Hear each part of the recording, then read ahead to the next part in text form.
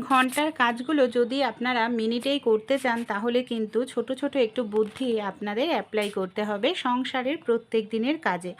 এমনই কিছু ছোট ছোট টিপস শেয়ার করতে চলেছি আপনাদের সঙ্গে, আশা করছি টিপসগুলি কাজে আসবে। চলুন দেখে নিই। আমরা আঙুর কম বেশি প্রত্যেকেই খাই। অনেক সময় কি করি, আঙুরটাকে আমরা নর্মালভাবে জল দিয়ে ধুয়ে বাচ্চাদেরকে দিয়ে আমরা নিজেরাও খাই, কিন্তু আঙুরের মধ্যে নানা রকম কেমিক্যাল যুক্ত জিনিস স্প্রে করা হয় যেটা আমাদের স্বাস্থ্যের জন্য ভীষণ ক্ষতিকর। তাই আঙুর বাচ্চাদের দিলেও বা আপনারা নিজেরাও খেলেও যে কাজটি অবশ্যই করবেন বন্ধুরা, কি করতে হবে দেখুন। এখানে আমি একটি পাত্রের মধ্যে নুন জল নিয়ে নিয়েছি। নুন নিয়ে জলটার মধ্যে গুলিয়ে নিয়েছি। তারপর যতটা আঙুর খাবো এইভাবে নুন জলের মধ্যে 1-2 মিনিট রেখে দিন। যেহেতু আঙুরের খোসা ছাড়ানো হয় না, তাই যে স্প্রে করা হয় কেমিক্যাল যুক্ত সেটা খোসাতেই থেকে যায়। তাই এইভাবে নুন জলে ডুবিয়ে 1 মিনিট রেখে তারপর নর্মাল জল দিয়ে ধুয়ে বাচ্চাদেরকে দেন বা আপনারা খান, কোনো ক্ষতি হবে না।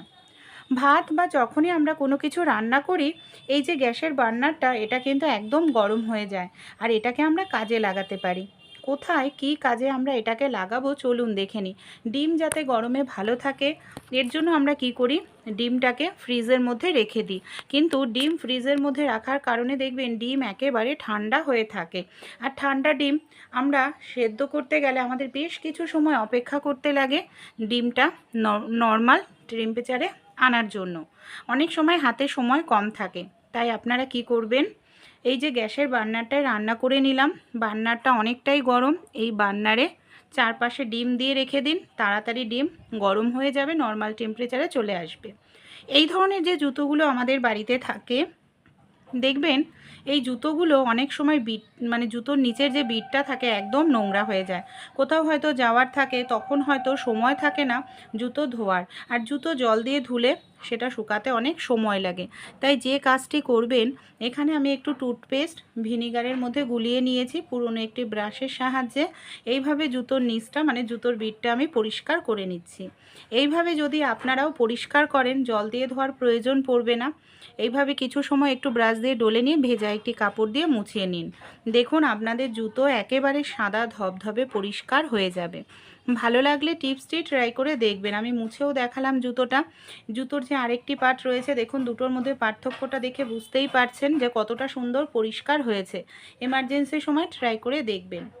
মিক্সার জারে আমরা কম বেশি প্রত্যেকেই কিন্তু মশলা পেস্ট করে থাকি। অনেক সময় কি হয়, আমরা যে মিক্সার জারে মশলা পেস্ট করি না, ধোয়ার পর এটাকে এইভাবে উপুর করে রেখে দিই। আর এইভাবে উপুর করে রাখলে এটা কিন্তু শুকাতে আমাদের অনেকটা সময় লেগে যায়। দেখা যায় যে ব্লেডটার মধ্যে জং লেগে যায়, ধার চলে যায়, কিছুদিন পর আবার আমাদের ব্লেডটাকে চেঞ্জ করতে লাগে। তাই ধোয়ার পর মিক্সার জারে সামান্য পরিমাণ একটু তেল আপনারা এইভাবে লাগিয়ে যদি রাখতে পারেন, দেখবেন কখনোই জং ধরবে না, এর ধার নষ্ট হবে না, অনেক দিন পর্যন্ত আপনারা ইউজ করতে পারবেন। আইডিয়াটি ভালো লেগে থাকলে অবশ্যই ট্রাই করে কিন্তু দেখতে ভুলবেন না। আমরা যে এই ধরনের রাজমার তরকারি খাই, রাজমার ডাল খাই, কিংবা ধরুন তরকার ডাল, মুগ ডাল, এই জাতীয় ডালগুলো খুব তাড়াতাড়ি পোকা ধরে যায়, নষ্ট হয়ে যায়।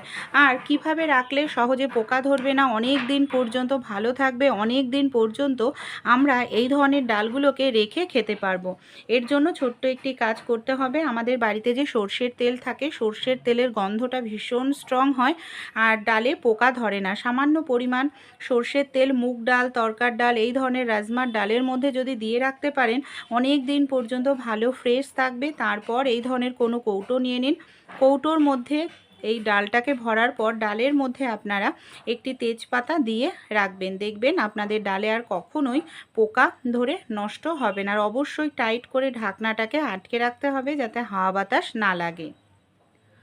আমাদের বাড়িতে এই ধরনের অনেক কৌটো থাকে, আচারের কৌটো বা ঘিয়ের কৌটো দেখা যায়, যেটার মধ্যে আমাদের হাত পৌঁছায় না, আঙুল ঢোকে না, এর ফলে সেটার মধ্যে প্রচুর নোংরা থাকে, সেটা পরিষ্কার করা মুশকিল হয়ে পড়ে।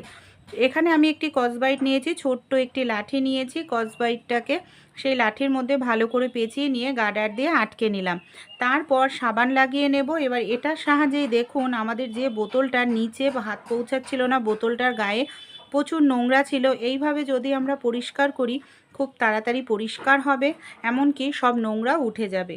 জল দিয়ে আমি ধুয়ে দেখাচ্ছি, দেখুন কোনো রকম হাত ঢোকানোর প্রয়োজন পড়লো না আমাদের। আর বোতলটা এখানে আমাদের কতটা সুন্দর পরিষ্কার হয়ে গেল।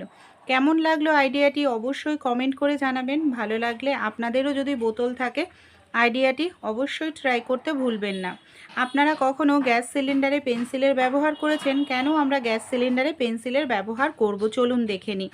আমাদের অনেকেরই বাড়িতেই একটি গ্যাসের সিলিন্ডার থাকে। হঠাৎ রান্না করতে করতে দেখা যায় গ্যাস শেষ হয়ে যায়, তখন আমরা মুশকিলে পড়ে যাই যে কিভাবে বাকি রান্নাটা করব। তাই আমাদের বাড়িতে কম বেশি প্রত্যেকেরই কিন্তু পেন্সিল থাকে।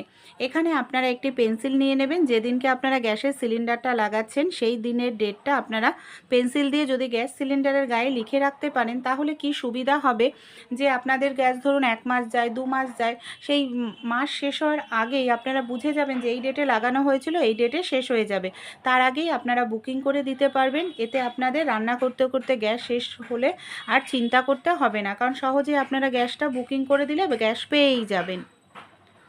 অনেক সময় দেখা যায় আমরা মশলা করতে যাব, কারেন্ট থাকে না, আর মিক্সার মেশিন বা চালাতে পারি না, শিলনোড়া হামালদিস্তাও বাড়িতে নেই। তাই একটি জলের বোতল, যেটা প্লেন, তলাটা প্লেন, সেরকম জলের বোতল নিয়ে খুব ভালো করে আপনারা কেটে নিন। তারপর দেখুন এর মধ্যে আমি দিয়ে দিয়েছি পেঁয়াজ, টমেটো, আদা, কাঁচা লঙ্কা, রসুন, এই জাতীয় মশলাগুলোকে খুব সুন্দরভাবে বেলুন দিয়ে এইভাবে বাড়ি দিলেই পেস্ট হয়ে যায়। আপনারা যদি এখানে জিরা, ধনে গুঁড়ো করতে চান তাহলে হালকা করে কড়াইতে একটু ভেজে নেবেন। তারপর এই ধরনের কৌটোর মধ্যে দিয়ে বেলুন দিয়ে হালকা করে বাড়ি দিলেই দেখবেন জিরার গুঁড়ো, ধনের গুঁড়ো করে নিতে পারবেন। দেখুন এখানে কতটা সুন্দর আমার মশলাটা পেস্ট হয়ে গেছে। ভালো লাগলে টিপসটি অবশ্যই এমার্জেন্সির সময় আপনারাও কিন্তু ট্রাই করে দেখতে পারেন। অনেক সময় দেখা যায় আমরা ভাত রান্না করতে গিয়ে অন্য কোনো কাজে যাই, আর আমাদের যে ভাতটা সেটা একেবারে নরম হয়ে যায়। নরম হয়ে গেলে সেই ভাতটা কিন্তু খেতে একেবারেই ভালো লাগে না।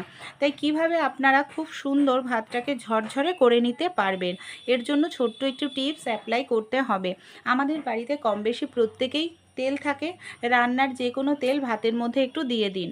তারপর খুব ভালো করে তেলটা ভাতের সঙ্গে মিশিয়ে নিন। এতে দেখবেন আপনাদের যে ভাতটা নরম হয়ে গেছিলো তেলের কারণে ভাতটা গায়ে গায়ে লাগবে না, আর খুব সুন্দর ঝরঝরে হবে। তারপর আপনারা ভাতের ফ্যানটাকে ঝরিয়ে নিন।